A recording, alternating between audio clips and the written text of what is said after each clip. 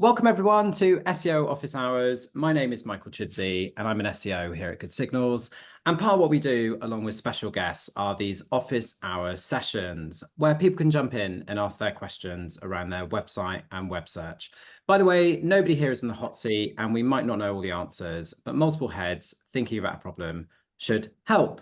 We have a bunch of questions submitted already, as you can see, which we will go through. But if there's anybody here that's live on the call that would like to ask any questions, feel free to flag yourself in the chat functionality and Ruth will be monitoring them. So this week is a bit different. Joe's not here. Joe's at the Woman in Tech SEO Festival. So instead, we got the next best thing, which is Joe's twin sister, Ruth, to join us, who works with Joe at Turn Global. Morning, Ruth. How are you doing? Hello, good morning or good evening. I'm tuning in from Brisbane. So thank you very much for having me tonight, this morning on SEO Office Hours. Yes, I'm a digital marketing consultant here in Brisbane, helping clients appear higher in search results using SEO, social media, and Google Business. And before that, I was working in PR. So it's a pleasure to be here today, this morning. What I'd like to do is welcome our two amazing guest speakers today, Natalia and Sophie. Natalia is a trilingual SEO consultant and CEO of Mosquita Digital. Mosquita Digital is a digital marketing agency based in Barcelona, helping businesses reach new markets and expand their online visibility globally. Natalia has many years of experience working across multiple continents and search engines, and she'll be joining the panel as a judge for the 2024 European Search Awards in April.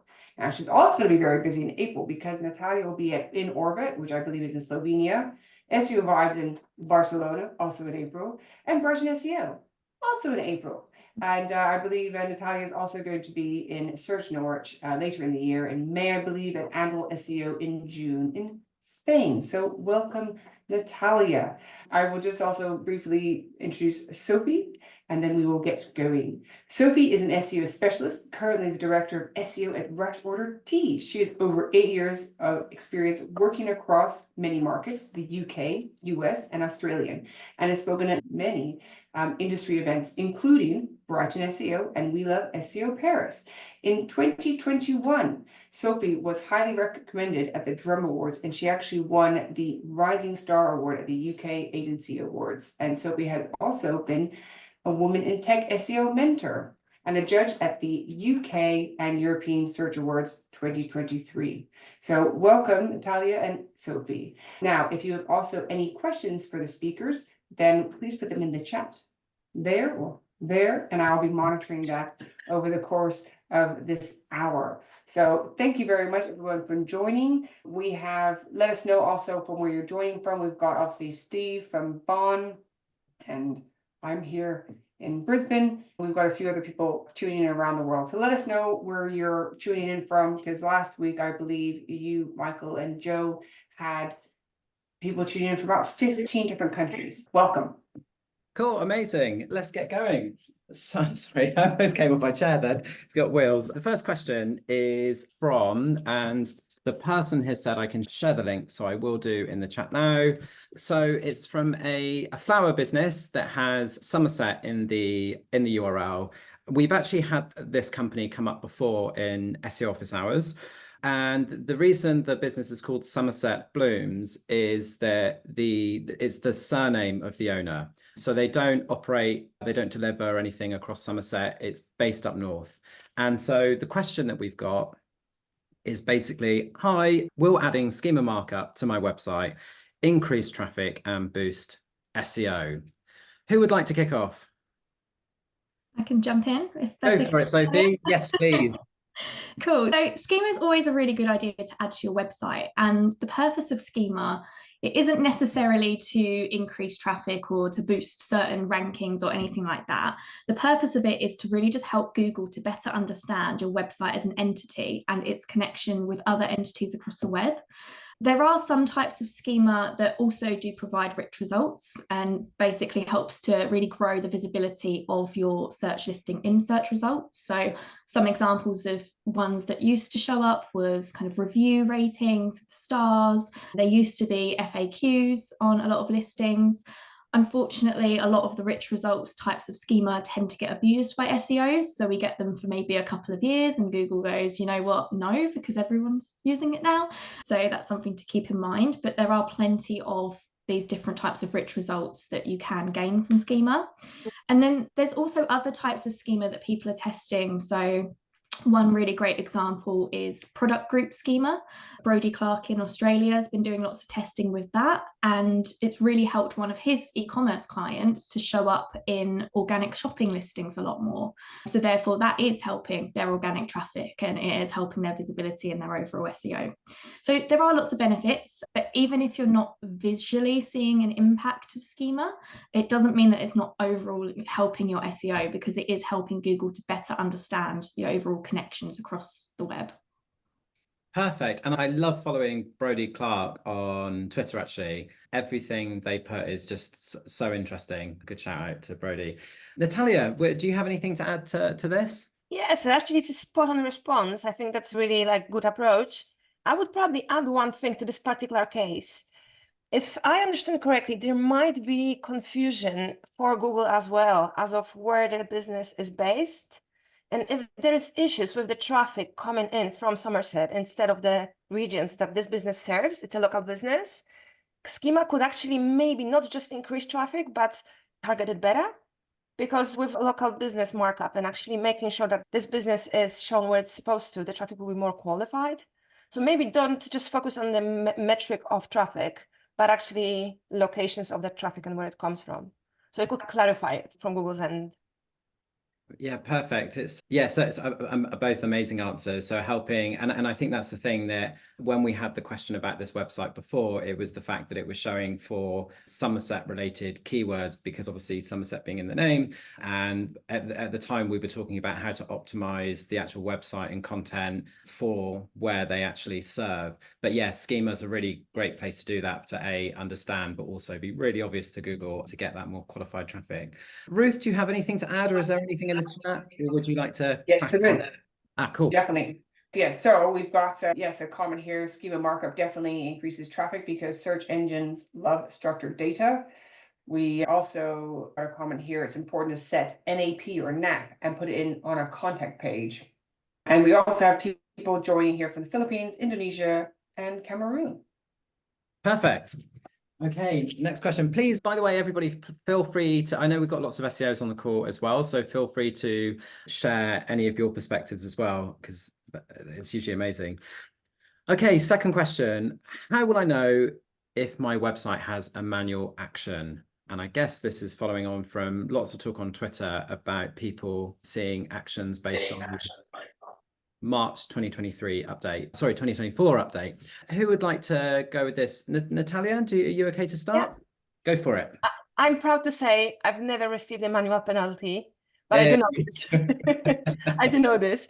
You will be informed by Google Search Console. If you log in and you go to manual actions, you don't even have to go to manual actions. You will see a huge banner on top. So it's impossible to miss if you have a Google Search Console property. Yeah. Perfect. So do you have anything to add?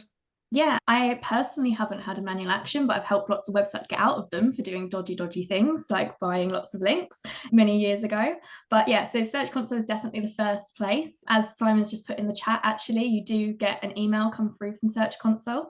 And then also you can just do a quick site search and you'll see that your site literally just doesn't rank at all for anything. Nothing is indexed. And if you see a big spike, or sorry, a big drop in your organic traffic, then that's also another indication that you've had a manual action.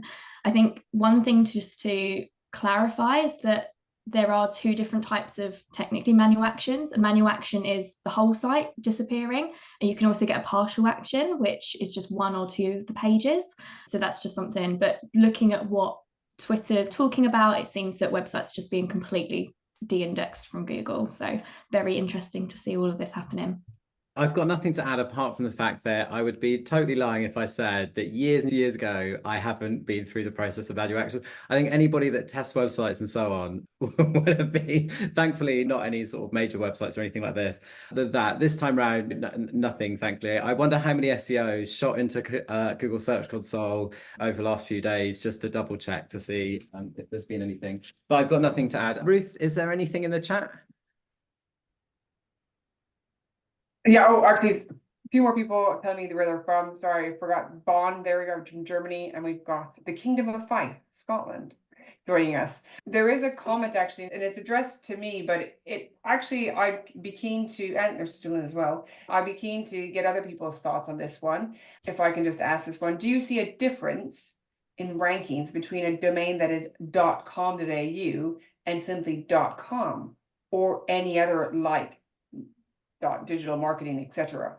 So when I was looking after some clients here, I specifically bought the .com and the .com.au domain. Now, if you're based in Australia, most people will have a domain that's .com.au. I focused on optimizing for .com.au and the content around Australia. But I'd be keen to get your thoughts, Natalia and Sophie, on, for example, would you see a difference in rankings on a site for, let's say, what would we have? We could have a .co.uk domain and a .com domain of the same company. Yeah, definitely. From my perspective, it's more looking at the geographic location. So a .com.au tends to rank better in Australia, whereas a .co.uk Yes. better in the UK. A .com can rank pretty much anywhere, and I have seen it rank really well in Australia and also in the UK, of course. It's normally when I'm looking at tools like SEMrush or Ahrefs, things like that, I tend to see with like I say, a .com.au, the Australian rankings tend to be a lot stronger, but that doesn't mean that it can't rank across the globe as well. With things like .digital and .marketing and things like that, again, I've seen them rank really well. I know a lot of agencies switched in the last couple of years to .digital at the end. So yeah, that was quite an interesting change. I haven't seen any negative impact from that, but personally, I think the kind of top level domains being more geographically targeted tend to be a better strategy, to be honest. Yeah. Yeah, so I agree. I see similar results. I think it's not that much of a ranking signal or issue, anything like that. I believe it's more the click-through rate, just because the users from Australia maybe will be more keen to click on the domain they recognize that is from their region. They basically would click more often, and that would feed those results to be better over time. So I think it's also like user signal that is very strong, simply. I guess That's great. That's great. Where there was some confusion is I think it was quite trendy, I don't know, like 7-8 years ago to pick a domain that sort of fitted in with the word. So you might have JUI and then .ce and things like that. And I imagine I actually used to own a few of those type of domains as well. But yeah, I think that's where the main confusion was around those. Cool. Okay, next question. We've done that one. This one, we have external advisors and consultants who present the latest data and insights. Recently, they've been asking me what we're doing to prepare for SGE, which is Search Generative Experience. What should I be doing to prepare for this? Cool. So external people are coming into your company and feeding in on loads of different things. And then you as the SEO manager, you're put on the spot in front of the rest of the senior leaders or the board. What are you doing for SGE? What should they be doing? Who would kick off? Go for it, Natalia. Yeah. I have a great tool I've just discovered literally this week that monitors SGE experience. And it's called ziptie.dev. It's actually done by those Polish guys that are behind One Agency, which is a very good technical SEO agency. And it became, in the beginning, was like an indexation tool, but then now it's actually expanded to SGE impact measurement. So I would say the first tool I know of, it's not like I promote them because of anything. It's the first tool I actually found out to work on SGE. Go for it, test it, and you have some data at least to start off. And when you have data, you can start analyzing and seeing if there's any long-term impact or any improvements. I also know of people who do some manual testing of SGE. So they essentially go into users' shoes and try to test what would be the responses about their brands and their products. And they try to also test if they are able to teach the system to get better answers by giving them feedback.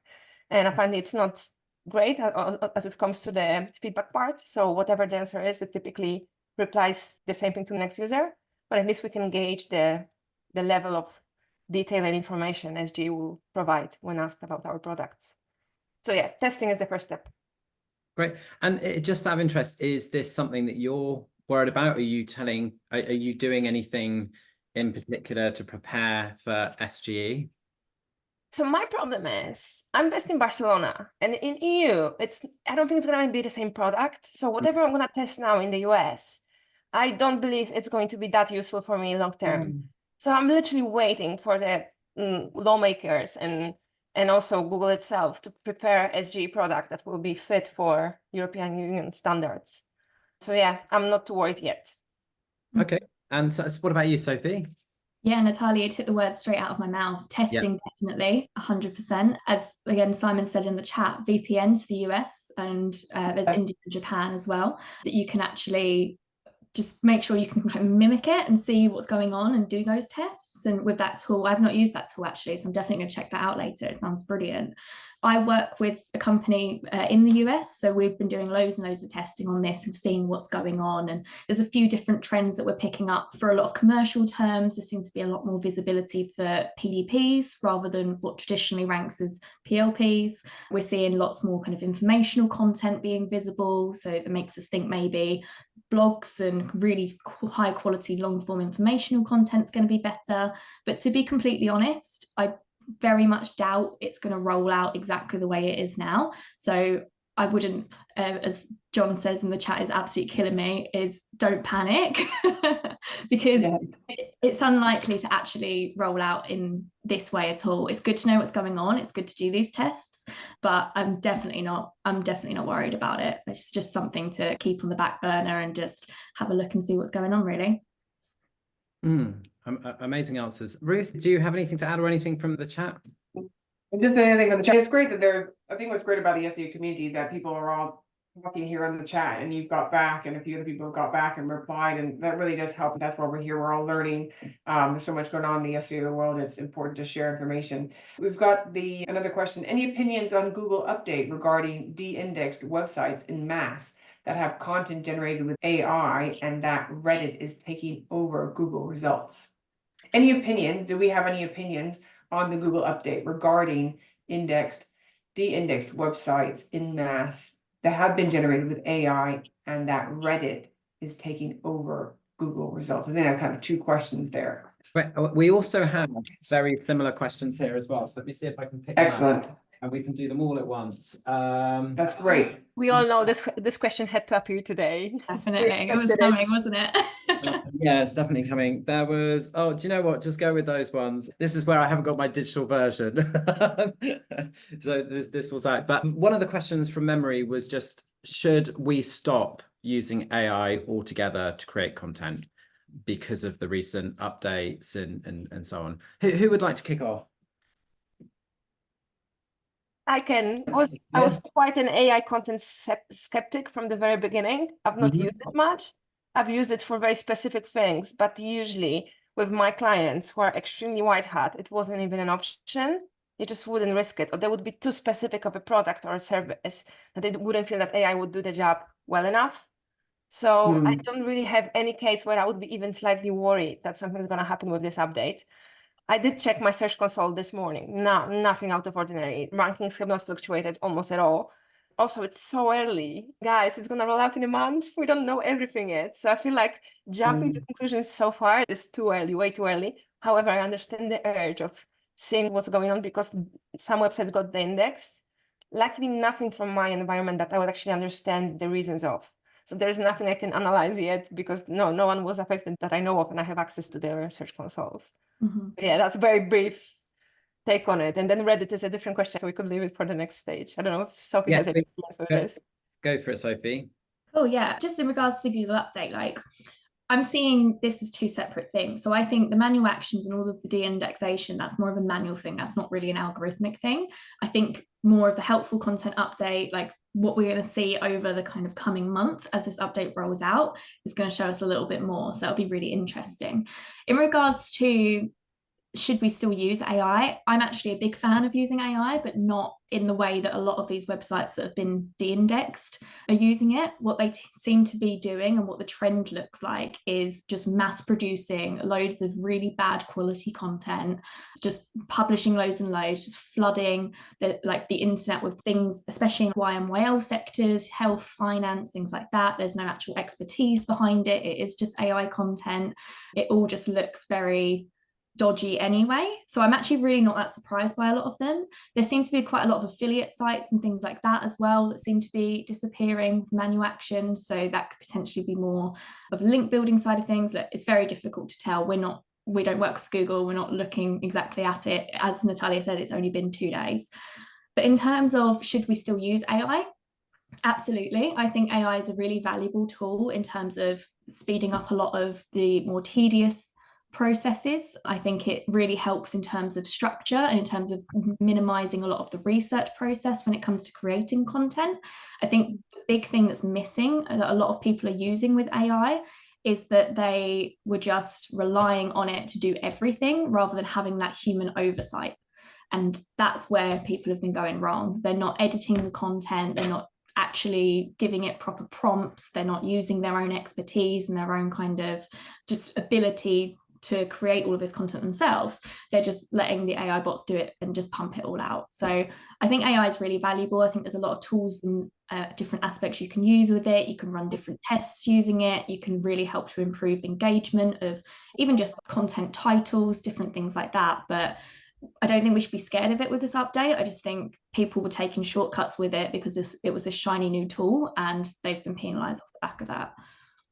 Yeah, and it was the new shiny thing, like you were saying, is one thing with AI. And every conference or every event I've been to in the last 6 months have all covered it. And I was at one the other day and they were talking about how to use AI to create your content and so on. So it's understandable that people have maybe misunderstood and started using it to churn out content and seen it as a way to save tons on copywriting. But I think in the world of AI, and it fits in with the SGE question before as well, I don't think there's ever been a more important time to just be producing content and publishing content that's unique, that it has like a fresh angle, is well researched and has your perspective and shows your experience and so on.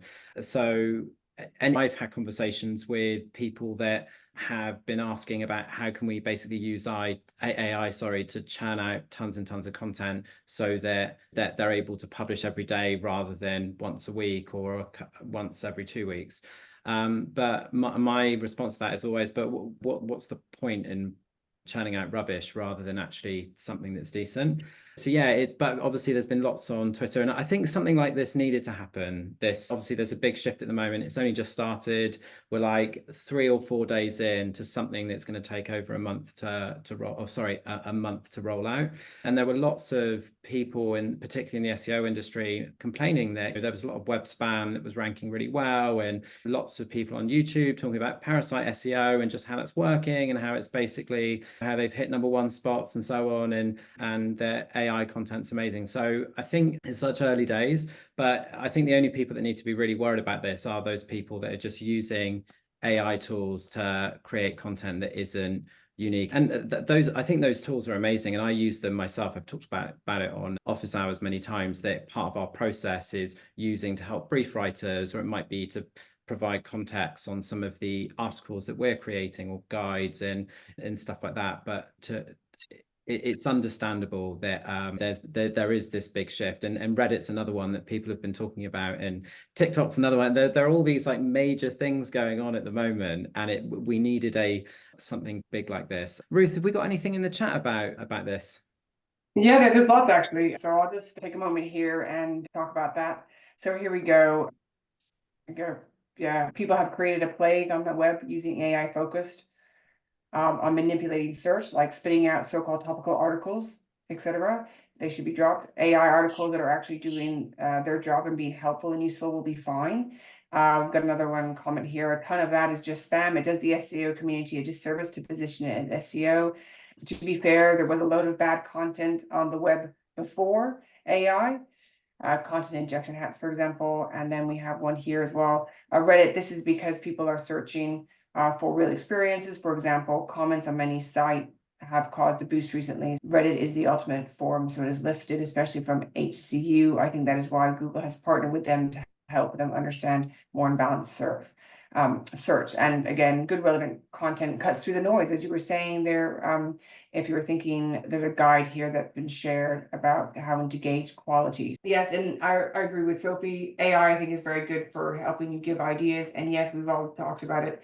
And he talked about it a couple of weeks ago on the show that you can't just use AI as it is. You have to have the human interface. You have to obviously go through it as well. What I'll do as well here on the chat, I realized I've just sent the profile to one person. I'll send actually Natalia and Sophie's profile to everybody now in the chat, so you have it there. And just to remind everybody that if you're enjoying SEO office hours, we'll make sure that you sign up to Good Signals so you can be emailed on see all the episodes and check us out on YouTube. But yeah, there's a lot of AI content, and AI we all have some very interesting things to talk about there. Yeah. So just out of interest, imagine so this update's rolling out, and imagine if one of your websites has seen a dip in traffic because of this, or you assume based on timings that it's more than a coincidence. Well, what would you recommend to somebody in that situation? Have you got any thoughts there? Would you just leave it? Would you wait until the entire update's finished rolling out? Would you start doing something? What would you suggest? So Sophie, would you be okay to start off?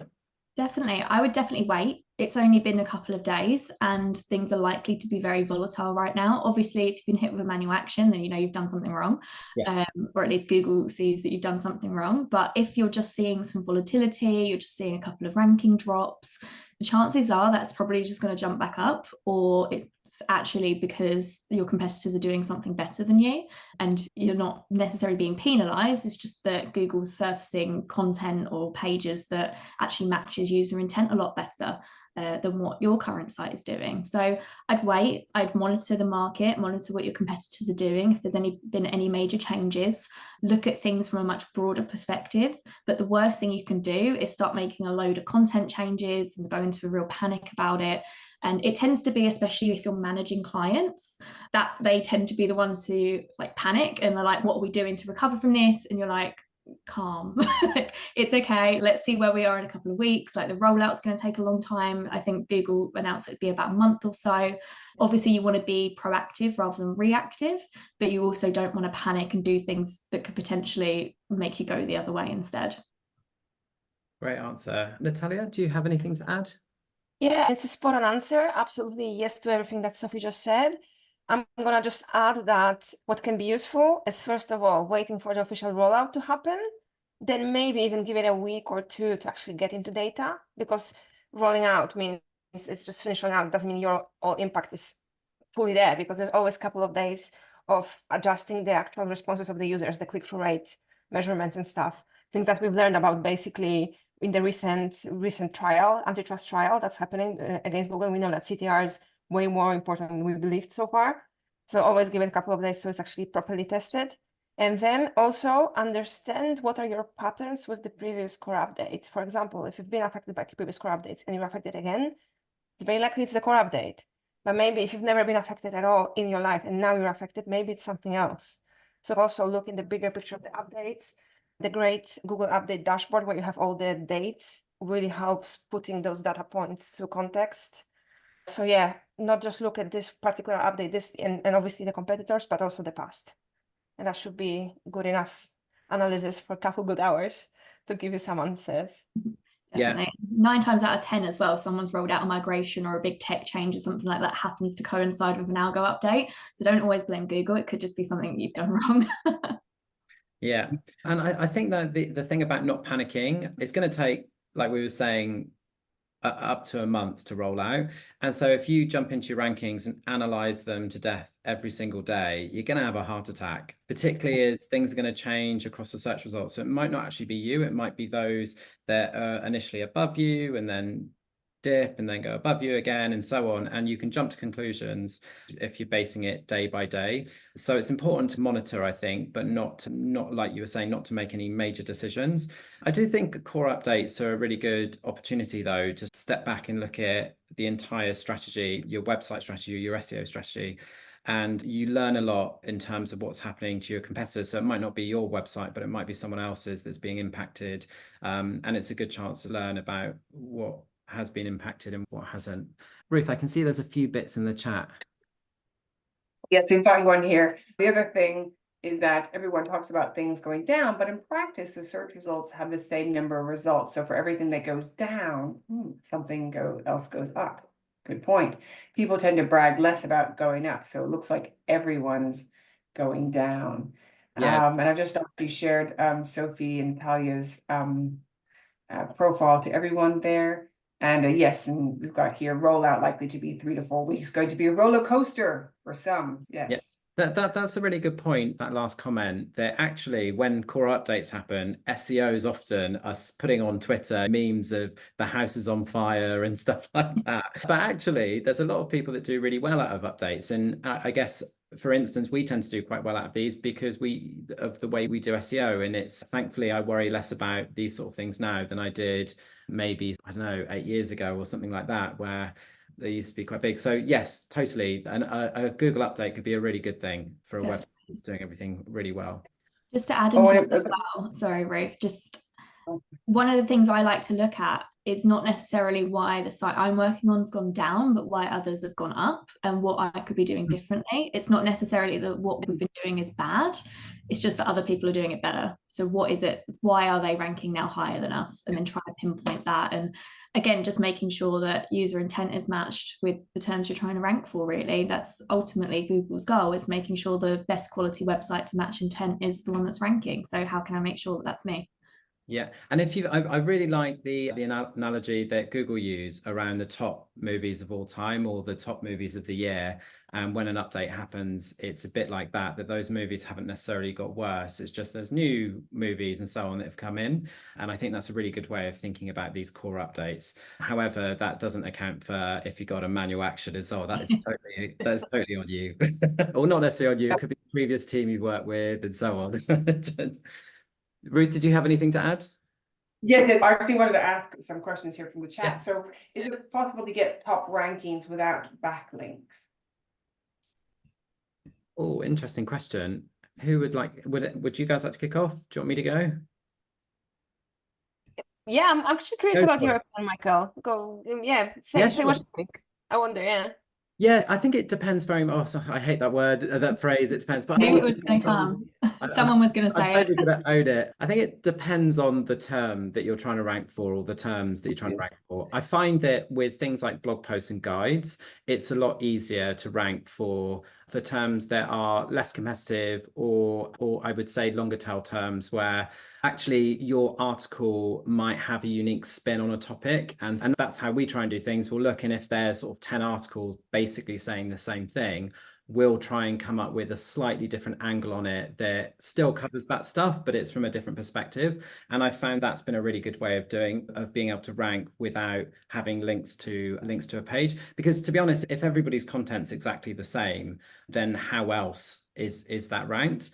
But one way that we do this is that we'll look at other industries that we really like. And so for example, I think like we do SEO, and I like to look at things like, not that I ever go to the gym or anything, but I like to look at like health and wellness and stuff like that, and because they're amazing at creating content. So websites like Greatest and Healthline and so on, and I'll look at what they're doing on particular topics or types of post formats and so on. And then I'll go, what's the SEO version of this, or what's our version of this, and take lessons from different industries. But a lot of the time, I think it's mostly around having something extra or something new to say on a topic. I think it's really hard for a really competitive commercial term to try and rank without any of that whether it's links or whether it's just brand authority and so on. What about you guys? Do you think it's possible to rank number one tomorrow for the term, I don't know, car insurance? I doubt it. Car insurance, yeah, the easiest term, isn't it? Yeah. No, I would say I also don't want to say it, but is it a brand new domain, brand new brand? Is it something that's existed before? If it's existed before, how did it happen? There's zero backlinks, because I've never had a website that's just been around doing the basic things about their branding without having a single link. So that is the first question. If you're launching a new brand, new website from scratch today, it will be extremely difficult because it's just so saturated. You'll have to really nail that niche that has got no content around what you're writing about, which is so difficult. And maybe also I'd say we can expand the definition of backlinks, because it's not just backlinks as per outreach. Just social media profiles that link back to you is already the first signal that you actually exist and you're out there and you're active on YouTube and you have your LinkedIn website page for you that links to your website. So there's always a way to get those minimum no follow backlinks that are there to back up that you exist as a brand. So I would say, yeah, it's almost impossible to have literally zero backlinks. Now, how easy is it to rank without proper backlink strategy? I don't know. I think it is difficult. And as you said, it all depends on the competition and such. But yeah, branding again, it's not just SEO, it's branding more and more. Sophie, do you have anything to add? Yeah, I completely agree. I think it is all now just a branding exercise, particularly for the really highly competitive terms. What I would say is that I am a strong believer that you don't necessarily need specific backlinks to a specific page in order to get it to rank. It's something I've been testing a little bit on a couple of the sites I've been working on, where a lot of the authority through like digital PR campaigns and things like that is all really targeted towards the homepage, because it tends to be the branding exercise aspect. But with strong internal linking strategies as well, that authority can be distributed to these internal pages, and naturally it will rank from that anyway. So yeah, I think there's a couple of different tactics you can use. Do I think you need links generally? Yes, I do, particularly for competitive terms. But for more of the low search volumes, for more of the informational queries, depending on what SERPs looks like, depending on competitiveness, it's not always a necessity. But yeah, I think it just really, it varies depending on the type of content and the type of page you're trying to rank for. It's also, it's just being a real business as well, isn't it? If you're writing about something or you're launching a service, it makes sense that you would naturally over time get links to your, you know, to either your homepage or other parts of your website. You don't necessarily have to go and ask everybody to link to that page. It's just naturally. Natalia, like you were saying, it's why don't you, if you already exist, why wouldn't you have any backlinks? That does seem odd. Ruth, do you have anything there? There'll be more comments here in the chat. If I could just quickly, I know we can't touch on and we can't answer every single question, but I'd just like to try and acknowledge some of the comments here. We had a comment here. I just wish Google updates rolled more often. If you're doing everything proper, focused on helping users, then in each update, it should boost you. And we've had some comments here that, yes, it's possible, obviously, for long tail keywords. We've got here top rankings. Yes, the brand will get them, build the brand. Yep. As we were discussing, and depends on a few factors, but yes, I've done it a few times. PPC for a new brand to get it going. And actually, we just had another question about, can we use AI content for backlinks creation? It's helpful for ranking. And I think we discussed about AI content for backlinks. We talked about using AI to generate ideas, but what are your thoughts on using AI content for backlinks creation? I think, again, you fall into the trap of, is it really low quality spam? And I think that's the biggest issue there.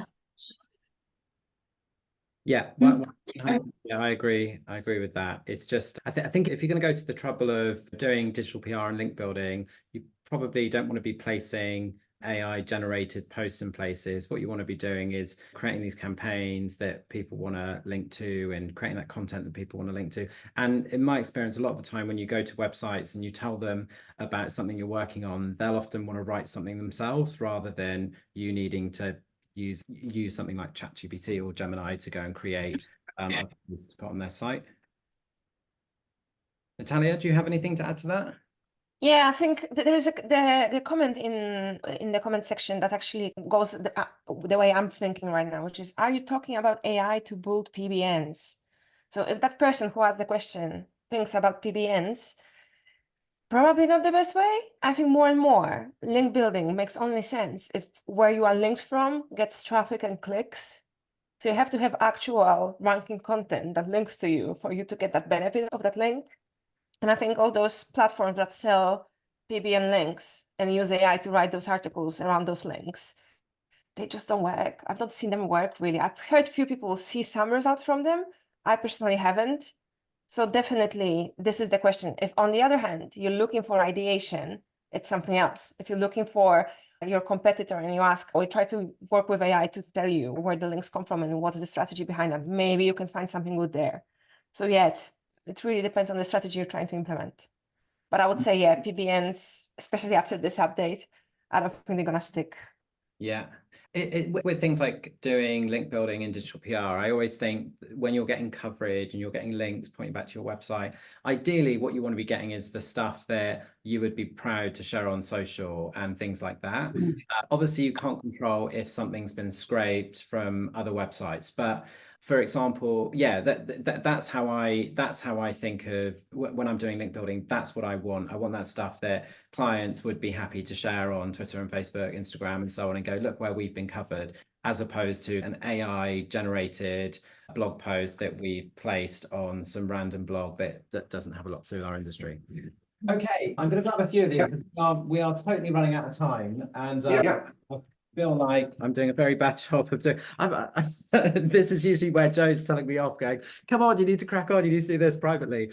Okay, so we had a question that they have between £2,000 to £3,000, I think it was, a month that they would like to invest in digital marketing, and their question is, how much of that would you put into SEO? I've got it here. I'm willing to allocate roughly between £2,000 to £3,000 per month in digital marketing. How much of that would I put into SEO, or would you recommend we put into SEO? What do you think? I guess I'm just going to jump in. It's really hard without understanding what the business is and whether you're a local business, whether you're a large business. I haven't got permission to say the brand, but I do know that it's basically a business that is like a business that operates in a certain area, and that they do, when you have like problems with your feet, you would go to somebody like this and they would come up with some remedy. I think I'm okay saying that, but basically they're looking at to try and drive more clients to their business, spending £2,000 to £3,000 a month. What would you do for that in SEO? So Sophie, what have you got any thoughts? Yeah, so this really should just be based on the business objectives and how quickly these results want to be achieved. Because if that ROI needs to come immediately for the business to continue and be successful, then really that money should go into paid. In terms of splitting it out, it's a difficult one, because if you was to split some into, say, paid, some into social, some into SEO, the chances are you're going to end up with a £500 a month SEO campaign. And if anyone's selling you a £500 a month SEO campaign, it's either likely outsourced, they're not doing any work, or it's a super low quality stuff, and actually you're not going to get any ROI off of that, and it's not really going to achieve anything. If it's a local business, paid can work really well. SEO can also work quite quickly, depending on the competitiveness of the industry. So yeah, it's difficult to give an exact answer without really diving into the business and understanding the business objectives and how broad those channels could be. But you definitely need to weigh up all of these different things about how quickly you want to see ROI, whether you've got the patience for SEO, because it does take time to kick in, really, whether you're trying to build a brand or whether you're just trying to get leads straight away. There's so many different avenues to consider. Amazing. Natalia, do you have anything to add? I would also say that it really depends if you have any resources internally at all, or is it all money you can spend and spare for any activity? Because I have a client that's low on budget recently. They had some internal issues. So what we do is we basically have follow-up weekly meetings where we put things in line and we talk about strategy, so they know they're going in a good direction, but they are taking over the implementation of everything. I'm just there to be that voice in their head saying, this is a better option, or this is the priority, and explain why. So they are on board with the SEO thinking, basically, and they are general marketing people. So if you have any resources, little budget for SEO for someone who actually look over what you do is good. If it's everything you have, I would say definitely start with paid, get things going, and then maybe shift over a couple of months to more focused SEO work. So maybe a 3-month sprint of every channel, testing and setting things up could be an idea. But it is it really depends on how many resources internally you have. Great. I get questions like this all the time just when I meet up with friends or meet friends of friends, and they have similar sort of size businesses or local based businesses. And I think because I'm so excited about what I do, they're like, oh yeah, we should be doing that and so on. But I know this is called SEO office hours, but actually I think in some cases it might be that you look at other channels. So some people here have said about PPC, but I also think that for businesses like this, you can spend so much time trying to generate new business, but actually you probably have loads of existing customers. Do you, for instance, send an email there on a regular basis just to remind them that you exist? Or do you do anything on social that's very specific to your local area? In fact, my sister runs a salon, and they're doing competitions and fun things like that on social. They're doing something for Mother's Day, something for International Women's Day. They follow all their clients, or they ask their clients, sorry, to follow them. And so I think it obviously depends on the business, but I think in a case like this, you, rather than always thinking I need to spend a ton on advertising to go and get a load of new customers, it might be, if I've been in business for the last 10 years, what can I be doing with my existing ones? And using things like social to get in front of friends, because friends often live around nearby or might be quite like-minded. And then obviously there are things like Google My Business. So you've got your profiles that you might want to invest some time in, just to make sure that if you don't have a website, that you've got that to a certain level. And then when you have got a website, I think you could do some PPC. I think doing some real local content. So it might just be making sure that, so the question that we had at the very beginning about Somerset Blooms, making sure that this particular business is ranking in their local town or city and so on, and that it's actually optimized for that. But I guess it depends on how competitive it is. But one trick actually that can be quite good is to, if you know what terms are really popular in your industry, you could look and see what else ranks. And some cases it might be like a local paper or something like that doing a list on those services, and it might be that you contact the journalist and say, look, we do this, and then you try and piggyback off of an existing website. But I know so many people with smaller businesses that do spend a lot of time on their website. Totally one of those people, and what a waste of time. Instead, you could be doing like really fun things with your customers and with video and all that sort of stuff. Ruth, do you have anything to add?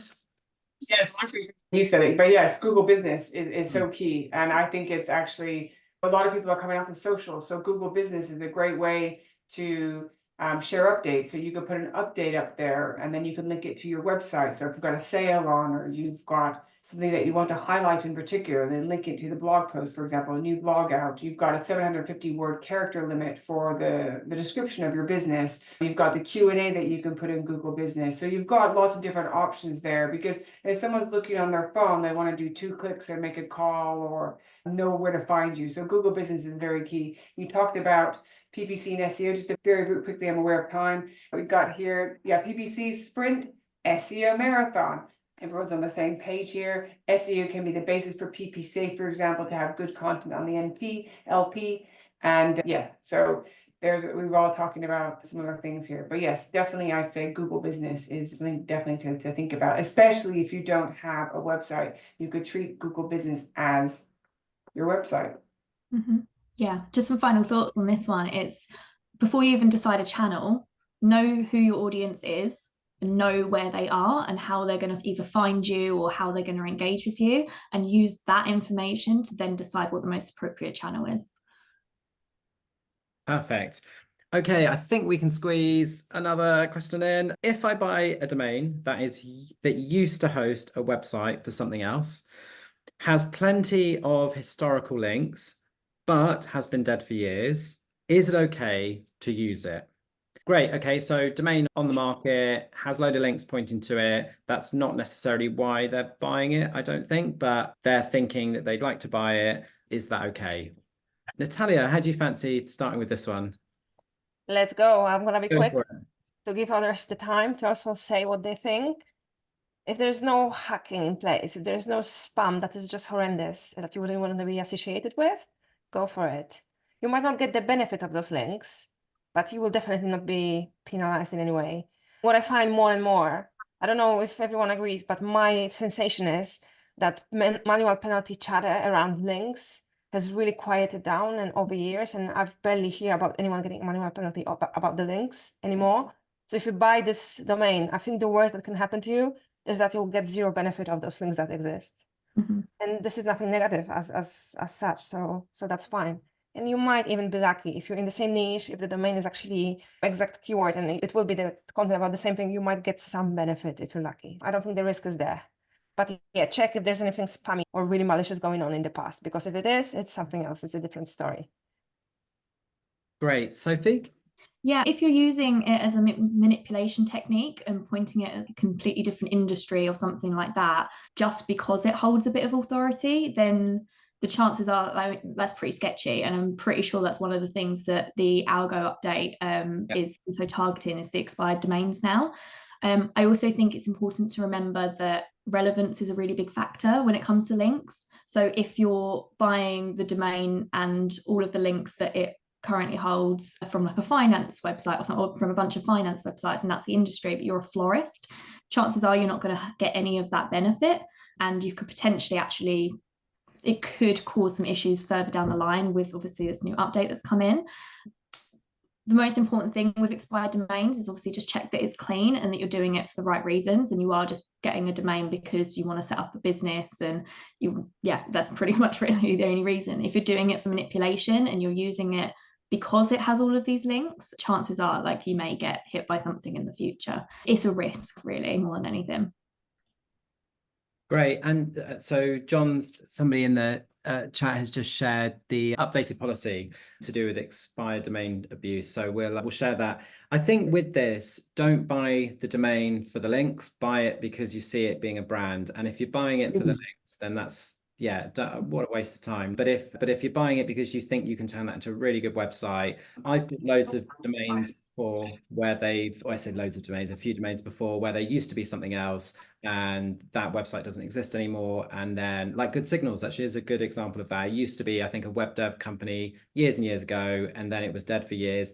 I wasn't buying it because I wanted some old links from a web development company. I was buying it because I wanted to call my company Good Signals. And at the time, I think I just disavowed all of those links, but I don't think is as relevant anymore. But that's just an example of how I didn't buy it for those reasons. Ruth, have you got any thoughts on this?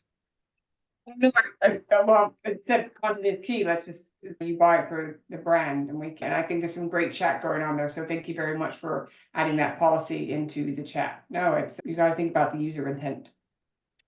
Great. I think we'll stop it there. We usually have a question, which is, what are you excited about in terms of SEO? So I'm going to say yes. Thanks so much to everybody. And then we could just finish with what we're most excited about in terms of SEO. Natalia, what are you most excited about? I'm really excited about new search engines that are emerging. I really want to see what Ahrefs are going to do with their search engine Yep. I really want to see what Brave is going to do. I really want to see Bing and how they're going to keep trying to attack Google's dominance in the market. And I think this might be something that's going to be really interesting soon. So I think we might be seeing the emerging possibility that Google might drop its monopoly, basically. So I'm curious about that. Great. Sophie, what are you most excited about in terms of SEO? I think I'm excited mostly about all of the changes that are always coming, obviously with AI, SGE, seeing what happens with that. Does it roll out as it is now? Is it going to be completely different? Is it going to roll out at all? Who knows? It's going to be definitely an interesting one. And for me, also, just a lot of SEOs now are being forced to clean up their act a little bit. People who are doing lots of the spamming stuff, people who are using all of the AI content in bad ways, having websites that are just absolutely shocking. I'm hoping it's just going to improve overall user experience and we get more beautiful websites that actually do things properly and are targeted but for actual users rather than 1,000 words of crap content all at the top of the page on a category page on an e-com site or something horrible like that. So yeah, just cleaning up search results and seeing what the future looks like, really. Great, thank you so much. Ruth, anything you're excited about in terms of SEO? I just think, it's always changing, which is a great thing, but also challenging to keep up with it, which is why SEO office hours and other events that are out in the industry are so important to attend. Thank you, everybody, for coming. Today is actually International Women's Day, which is why Jerry wasn't here. She went to the other event.